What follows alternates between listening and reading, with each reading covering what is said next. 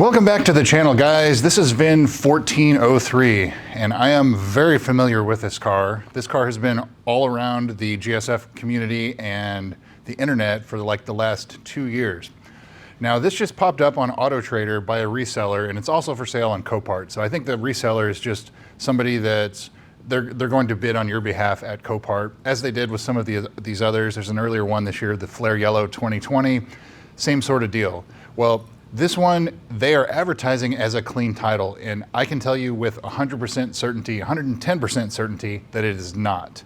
So first, a little backstory. The actual previous owner of this car, before it went to Copart, he is in a lot of the Lexus GS groups and the GSF groups, fourth gen groups, etc.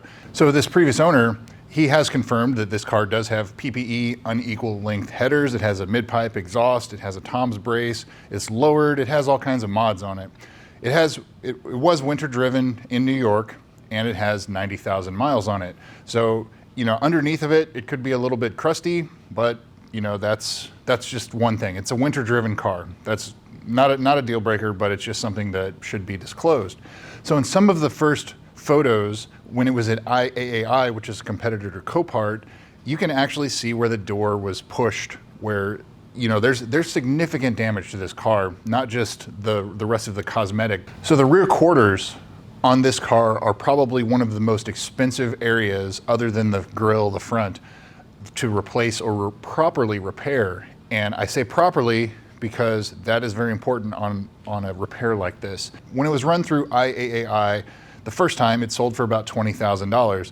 And then it was moved a couple weeks later over to Copart, and it looks like somebody probably paid too much for it. It was bid to about $25,000 on approval, which means that it didn't quite meet the reserve, but they could make an agreement. Well, it looks like an agreement was made, but that person who won it ran it through several times again, trying to get more and more for it, and trying to get the buy it now price was $27,500, and I do remember seeing this car specifically on eBay for $31,000 buy it now, which you are insane to buy a car like this that's wrecked with winter driven, almost 100,000 miles. You're out of your mind. So we know that the seller paid too much for this car. That's first thing. Is he also owns VIN 1177, which is another molten pearl that was originally a lemon buyback car. It was sold, and then somebody set it on fire, and then it was on police and insurance hold for almost a year last year in 2024. Well, the rear part of that car is pretty good. So obviously you can combine the two and you'll have a good car. So you have a seller that paid too much for the car, you have a seller that had to buy another car, and then you had the work and everything that, you know, if he did it himself or whatever. So then he combines the two to make one car. And so he was parting out the remaining parts of 1177 on eBay, Facebook Marketplace. Here's the wheels, here's the differential. You can see the car in the background. And you know, it's very clear, but like only somebody like me would be able to connect those dots. And so here we are. This car, I would think the seller is probably into this car in excess, well, between having to buy another car, but he's probably in this in excess of $35,000, if not $40,000. It still has delaminating carbon fiber on the interior, but from the outside looking in, the repairs look decent. Now you remember, this car had significant frame damage too, so it would be imperative to inspect underneath, inside, pull the trunk panels out, look at the repairs. But for me, I would run far away from this car unless you can get it dirt cheap, which is basically, when I say dirt cheap, I mean like parts car prices. You're talking like $20,000, $22,000, and there's no way that's gonna happen. The seller's in it for probably nearly double that. The other things, the misconceptions here, Copart currently has it listed as a clean title car. It is not. Here's the Carfax. It is a total loss vehicle. It's a salvage title. Run away from this car. And it's not a great idea.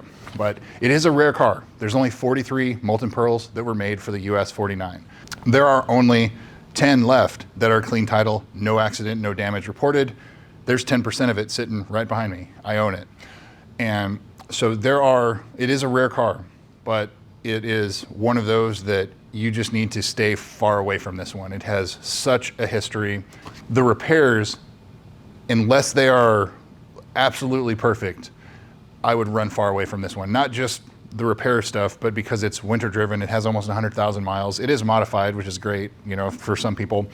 But it's one of those things, just there are so many things that could give you so much trouble if you look at buying this car. So unless you can get it for dirt cheap and it's like value be damned, go track it. But maybe for a major repair like that where you're welding, you know, frames and things like that, I don't know if I'd even turn it into a track car, because then you're going to stress things, you know, and just, I don't know. It has bad news written all over it.